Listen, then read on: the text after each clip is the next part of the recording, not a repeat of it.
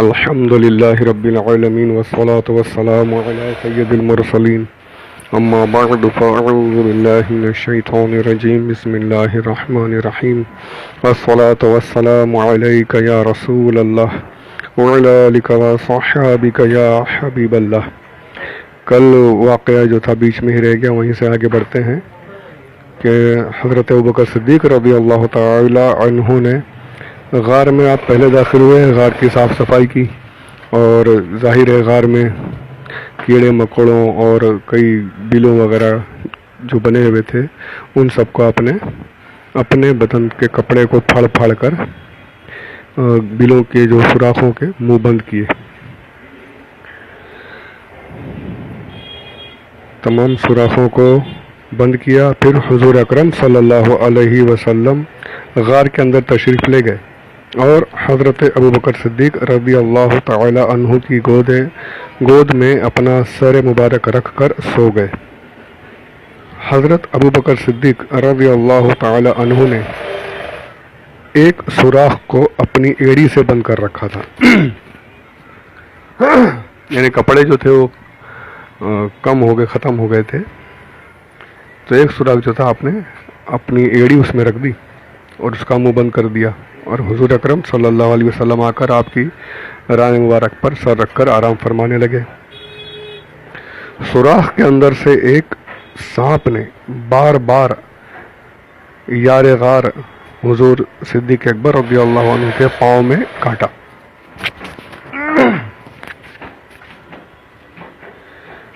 مگر حضرت صدیق جان نثار رضی اللہ تعالی عنہ نے اس خیال سے اپنا پاؤں نہیں ہٹایا کہ رحمت عالم صلی اللہ علیہ وسلم کے خواب راحت میں خلل نہ پڑ جائے.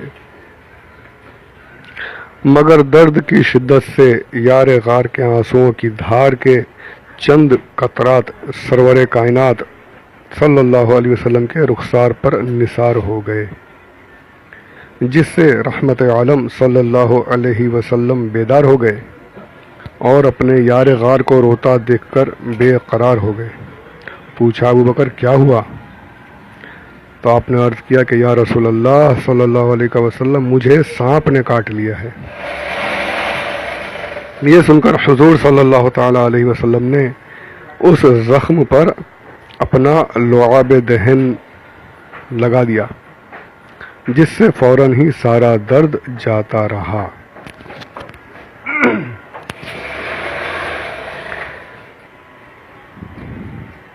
اب یہاں پر ایک بات آپ کو میں بتانا چاہتا ہوں.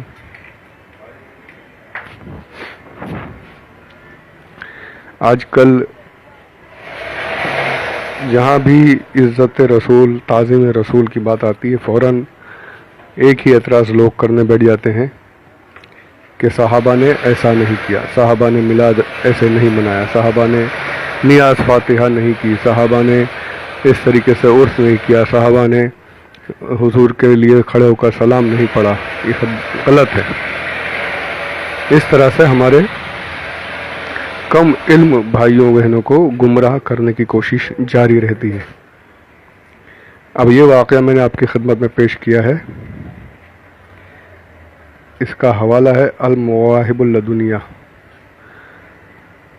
یہ سب پرانی کتابیں ہیں، جبکہ وہابیت کا جنم بھی نہیں ہوا تھا تب کی یہ کتابیں ہیں. اصل کتابیں ہیں. اسلام کی سچائی، اسلام کی حقانیت ان کتابوں میں موجود ہے. کوئی بریلی شریف میں لکھی ہوئی کتاب نہیں ہے، انڈیا میں لکھی ہوئی کتاب نہیں ہے. اس کتاب کے حوالے سے یہاں پر یہ واقعہ درج ہے. اب آپ سبھی جانتے ہیں کہ خودکشی کرنا اسلام میں حرام ہے. خودکشی کرنا حرام، خودکشی کرنے والے پر لگاتار عذاب. یہاں تک حکم ہے کہ اگر کوئی 3 دن کے فاقے سے ہو اور اتنی شدت کی بھوک ہے کہ اگر نہیں کھائے گا تو مر جائے گا، اور سامنے سوائے سور کے گوشت کے اور کوئی گوشت نہیں، یعنی جو مطلق حرام ہے، سور حرام، کوئی شک نہیں اس میں.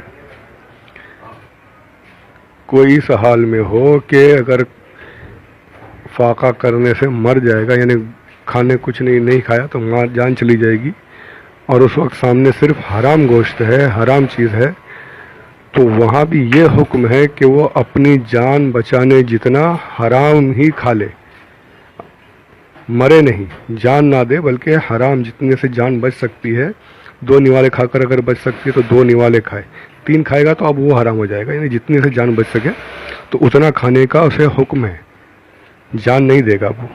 خودکشی بالکل حرام ہے، یعنی جان بچانے کے لیے حرام چیز تک کھانے کی اجازت دی گئی ہے، بلکہ حکم دیا گیا ہے اپنی جان بچاؤ۔ لا تلقوا بأیدیکم الی التہلکہ، یہ قرآن کا حکم ہے، اپنے ہاتھوں سے اپنی جانوں کو ہلاکت میں مت ڈالو۔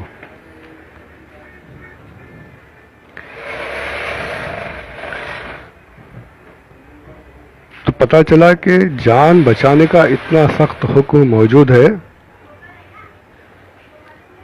جان دینے کی کہیں پر اجازت نہیں، اور یہاں پر جو تمام صحابہ میں سب سے بڑا مرتبہ رکھتے ہیں، تمام نبیوں کے بعد انسانوں میں سب سے بڑا مرتبہ جن کا ہے، حضرت ابوبکر صدیق رضی اللہ تعالی عنہ، وہ حضور اکرم صلی اللہ علیہ وسلم کی نیند پر اپنی جان کو قربان کر رہے ہیں۔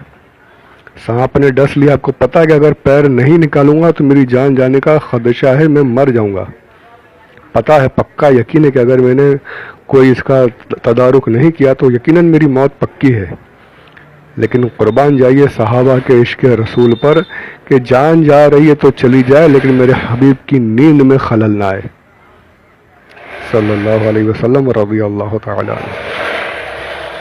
تو یہ ہے صحابہ کا عمل۔ یہ آج ہم سے پوچھتے ہیں صحابہ نے یہ نہیں کیا، صحابہ نے وہ نہیں کیا، صحابہ نے یہ کیا، صحابہ نے یہ کیا۔ آج ہم بد نصیب، ہمارے نصیب کی کمی ہے یہ کہ وہ موقع ہمیں نہیں ملتا، حضور کے نام پر جان قربان کر دیں تو بھی کچھ نہیں کیا ہم نے۔ حضور مفتی اعظم فرماتے ہیں کروں تیرے نام پہ جاں فدا، یا رسول اللہ کروں تیرے نام پہ جاں فدا، نہ بس ایک جاں 2 جہاں فدا، 2 جہاں سے بھی نہیں دل بھرا، کروں کیا کروڑوں جہاں نہیں، کہ آپ یا رسول اللہ آپ کے نام پر کروڑوں جہان بھی قربان کر دیے جائیں تو بھی آپ کا حق ادا نہیں کر سکتے۔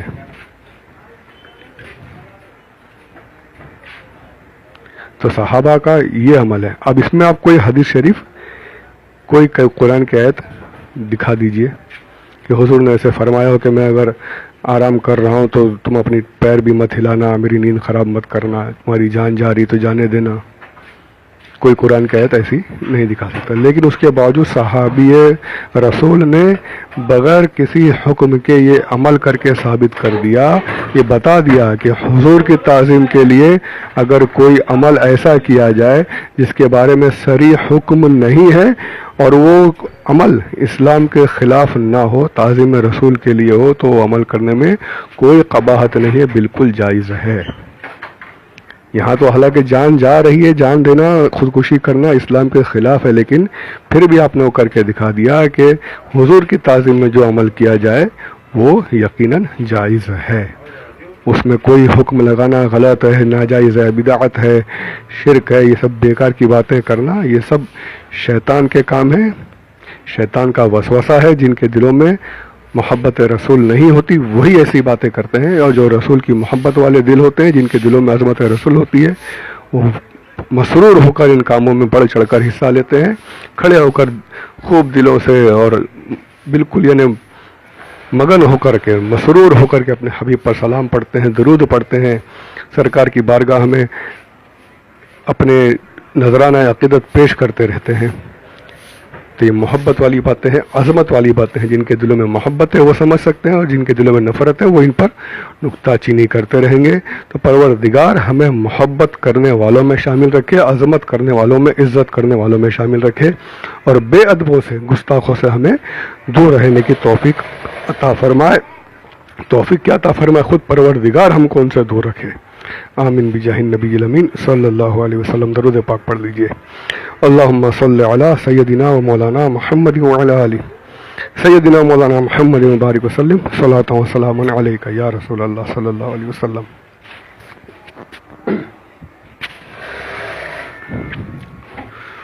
اور یہاں یہ بھی دیکھا آپ نے کہ سرکار کے لعاب دہن مبارک میں کتنا اثر ہے. لعاب دہن ابھی اگر سمجھ نہیں رہے ہوں تو جسے ہم لوگ تھوک کہتے ہیں، تو سرکار کی مبارک تھوک میں بھی اتنا اثر ہے. تھوک یہ لفظ جو ہے شان نبوت کے خلاف ہے، اس لیے عزت کے ساتھ لعاب دہن ادب کے ساتھ یہی کہا جائے گا.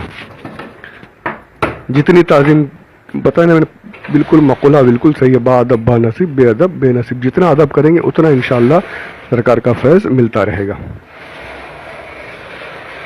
تو وہ لعاب دہن مبارک لگانے سے ہی سانپ کا اثر اتر گیا، زہر کا درد جاتا رہا. یہ سرکار کا یہ معجزہ ہے، سرکار کا یہ حضور کی یہ شان ہے. آج برابری کا دعویٰ کرتے ہیں، برابری کا دعویٰ کرتے ہیں. ارے ہم لوگ حضور صلی اللہ علیہ وسلم کے لعاب دہن مبارک کی برابری نہیں کر سکتے. ہم کیا حضور کی برابری کریں گے معاذ اللہ رب العالمین. اور یہ ایک مرتبہ نہیں، سرکار کے لعاب دہن مبارک کے واقعات تو کئی آئیں گے سیرت میں انشاءاللہ. جہاں موقع رہے گا میں عرض کرتا رہوں گا انشاءاللہ عز و جل. آگے چلتے ہیں. حضور اقدس صلی اللہ علیہ وسلم 3 رات اس غار میں رونق افروز رہے، غار ثور میں. حضرت ابوبکر صدیق رضی اللہ تعالی عنہ کے جوان فرزند حضرت عبداللہ رضی اللہ عنہ روزانہ رات کو غار کے منہ پر سوتے اور صبح سویرے ہی مکہ چلے جاتے اور پتہ لگاتے کہ قریش کیا تدبیریں کر رہے ہیں. جو کچھ خبر ملتی شام کو آ کر حضور صلی اللہ علیہ وسلم سے عرض کر دیتے. حضرت ابوبکر صدیق رضی اللہ عنہ کے غلام حضرت عامر بن فہیرہ رضی اللہ عنہ کچھ رات گئے چرا گاہ سے بکریاں لے کر غار کے پاس آ جاتے اور ان بکریوں کا دودھ دونوں عالم کے تاجدار صلی اللہ علیہ وسلم اور ان کے یار غار پی لیتے تھے. یعنی بالکل یعنی ترکیب سے معاملہ چل رہے تھے. کفار یہاں وہاں کفار کا بھی ذکر آئے گا آگے. حضور صلی اللہ علیہ وسلم تو غار ثور میں تشریف فرما ہو گئے. اب ادھر کاشانہ نبوت کا محاصرہ کرنے والے کفار، اب ان کا ذکر ہو رہا ہے کہ وہاں کیا ہوا. جب ایک نے آ کر بتایا کہ حضور تو محمد تو تمہارے بیچ سے چلے گئے. جب تو پھر یہ صبح کو یہ لوگ مکان میں داخل ہوئے تو بستر نبوت پر حضرت علی رضی اللہ تعالی عنہ تھے. ظالموں نے تھوڑی دیر آپ رضی اللہ تعالی عنہ سے پوچھ گچھ کر کے آپ کو چھوڑ دیا. پھر حضور صلی اللہ علیہ وسلم کی تلاش و جستجو میں مکہ اور اطراف و جوانب کے چپا چپا چھان مارا، یہاں تک کہ ڈھونڈتے ڈھونڈتے غار ثور تک بھی پہنچ گئے. مگر غار کے منہ پر اس وقت خداوندی حفاظت کا پہرا لگا ہوا تھا. یعنی غار کے منہ پر مکڑی نے جالا تن دیا تھا، ایک دم بڑا جالا. یعنی ایسا، اب مکڑی کا جالا آپ کو پتا ہے، ذرا سا ہاتھ لگاؤ تو فوراً ٹوٹ جاتا ہے، تو ایک دم بڑا جالا تن دیا. اور کنارے پر کبوتری نے انڈے دے رکھے تھے. یہ منظر دیکھ کر کفار قریش آپس میں کہنے لگے کہ اس غار میں کوئی انسان موجود نہیں ہے. اگر ہوتا تو نہ مکڑی جالا تنتی نہ کبوتری یہاں انڈے دیتی. ظاہر بات ہے کہ کبوتر کی فطرت ہے کہ ایسی جگہوں پر انڈا دیتی ہے جہاں پر انسانوں کی دسترس نہ ہو. اور مکڑی کا جالا بھی اگر بنا ہوا ہو، جالا اتنا بڑا اتنا گھنا تھا، ایسا لگ رہا تھا جیسے بہت پرانا جالا ہے. تو کافروں نے یہی سمجھا کہ اگر ہوتا کوئی اندر جاتا تو جالا ٹوٹ گیا ہوتا ہے، جالا بنا ہوا نہیں ہوتا، اور کوئی اندر جاتا تو یقیناً کبوتری بھاگ جاتی، اڑ جاتی. انڈے نہیں رہتے یہاں پہ، انڈے ہیں جالا ہے تو یہاں پر کوئی گھسا نہیں. یہ اللہ کی طرف سے تھا، یہ اللہ کی طرف سے حکمت عملی تھی. تو کافر اس سے دھوکہ کھا گئے اور غار ثور میں نہیں گئے، اندر داخل نہیں ہوئے، باہر ہی رہے. اچھا یہاں پر ایک بات کہہ دوں کہ مکڑی کا بہت سے لوگوں سے میں نے سنا ہے کہ مکڑی نے وہ جالا تنا تھا اس لیے مکڑی کو مارتے نہیں ہیں، اس کا جالا نہیں توڑتے. یہ سب وہ جو مکڑی تھی، وہ جو جالا بنا گیا تھا، وہ حکم خداوندی تھا. اور گھروں میں جو مکڑیاں ہوتی ہیں وہ جو جالا بناتے ہیں وہ جالا رکھنے کی اجازت نہیں ہے، بلکہ جالا توڑ دینا ہے۔ مکڑی کا جالا رکھنا اچھی چیز نہیں ہے، صاف صفائی رکھتے رہنا چاہیے۔ اگر آپ نے چھوڑ دیا تو وہ اتنا زیادہ کر دیتے ہیں، گھر پورا عجیب سا لگنے لگ جاتا ہے۔ تو یہ کہنا کہ وہ حضور کے لیے مکڑی نے جالا بنایا تھا تو ہم جالا نہیں توڑتے ہیں، تو یہ صحیح نہیں ہے۔ جالا صاف کر دینا چاہیے۔ صفائی جو ہے وہ اسلام کا حصہ ہے۔ النظافت شطر الایمان، یہ حضور پاک صلی اللہ علیہ وسلم کی حدیث مبارکہ ہے۔ درود پاک پڑھیے، اللہم صلی علی سیدنا مولانا محمد وعلی آل سیدنا مولانا محمد وبارک وسلم، صلاۃ و سلام علیک یا رسول اللہ۔ کفار کی آہٹ پا کر حضرت ابوبکر صدیق رضی اللہ عنہ کچھ گھبرائے اور عرض کیا کہ یا رسول اللہ صلی اللہ علیہ وسلم، اب ہمارے دشمن اس قدر قریب آ گئے ہیں کہ اگر وہ اپنے قدموں پر نظر ڈالیں تو ہمیں دیکھ لیں گے۔ حضور صلی اللہ علیہ وسلم نے ارشاد فرمایا، لا تحزن ان اللہ معنا، گھبراؤ نہیں، اللہ ہمارے ساتھ ہے۔ سبحان اللہ۔ اس کے بعد اللہ تعالیٰ نے حضرت ابوبکر صدیق رضی اللہ تعالیٰ عنہ کے قلب پر سکون و اطمینان کا ایسا سکینہ اتار دیا کہ وہ بالکل ہی بے خوف ہو گئے۔ حضرت ابوبکر صدیق رضی اللہ تعالیٰ عنہ کی یہی وہ جان نثاریاں ہیں جن کو دربار نبوت کے مشہور شاعر حضرت حسان بن ثابت انصاری رضی اللہ عنہ نے کیا خوب کہا ہے۔ عربی اشعار ہیں، ان کا ترجمہ یہ ہے، اور دو میں کے دوسرے، یعنی جو دو تھے حضور اکرم صلی اللہ علیہ وسلم اور ابوبکر صدیق، ان میں کے دوسرے جبکہ پہاڑ پر چڑھ کر بلند مرتبہ غار میں اس حال میں تھے کہ دشمن ان کے گرد چکر لگا رہا تھا، اور وہ یعنی ابوبکر صدیق رسول اللہ صلی اللہ علیہ وسلم کے محبوب تھے۔ تمام مخلوق اس بات کو جانتی ہے کہ حضور نے کسی کو بھی ان کے برابر نہیں ٹھہرایا۔ یہ صدیق اکبر رضی اللہ تعالی عنہ کا جو مقام تھا تمام صحابہ کو پتا تھا کہ حضور نے ابوبکر صدیق رضی اللہ تعالی عنہ جیسا مقام کسی کو نہیں دیا۔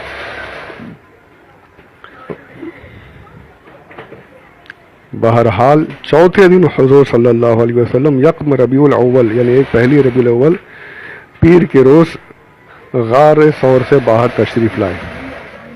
عبداللہ بن ارائقت، جس کو رہنمائی کے لیے کرائے پر حضور صلی اللہ علیہ وسلم نے نوکر رکھ لیا تھا، وہ قرارداد کے مطابق 2 اونٹنیاں لے کر، وہی جو 2 اونٹنیاں ابوبکر صدیق کی تھیں، غار ثور پر حاضر ہو گیا۔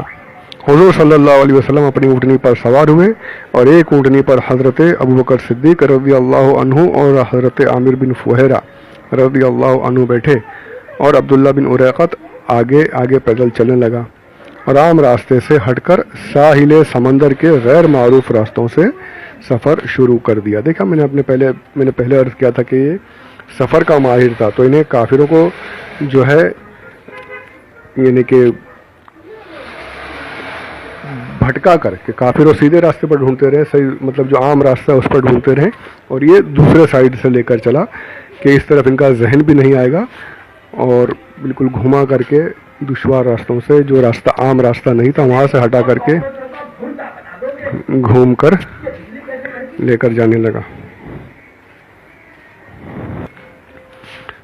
تو اس طریقے سے یعنی عام راستوں سے ہٹ کر دشوار گزار دوسرے راستوں سے ہوتے ہوئے غار ثور سے نکلے ہمارے پیارے آقا صلی اللہ علیہ وسلم اور ابوبکر صدیق رضی اللہ تعالی عنہ اور ان کے غلام حضرت عامر بن فہیرہ رضی اللہ تعالی عنہ۔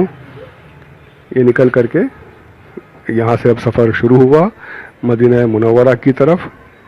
تو اس کے بعد کیا ہوا آگے کا انشاءاللہ اگلے آڈیو میں سماعت فرمائیں۔ اللہ تبارک و تعالی سننے، یاد رکھنے اور عمل کرنے کی توفیق عطا فرمائے، مجھے بھی اور آپ کو بھی، آمین بجاہ النبی الامین صلی اللہ علیہ وسلم۔ اور آپ جو سنتے ہیں ان سب سے میری عرض ہے کہ کچھ مشکلیں آئی ہوئی ہیں، میرے لیے دعا کیجیے، اللہ تمام مشکلات کو آسان کرے، تمام پریشانیوں کو دور فرمائے۔ بڑی سخت قسم کی مشکلیں ہیں. اللہ آسانی کرے. بس دعا کیجیے میرے حق میں, اللہ سب خیر کرے. آمین بجاہ النبی الامین صلی اللہ علیہ وسلم. وما علینا الا البلاغ المبین.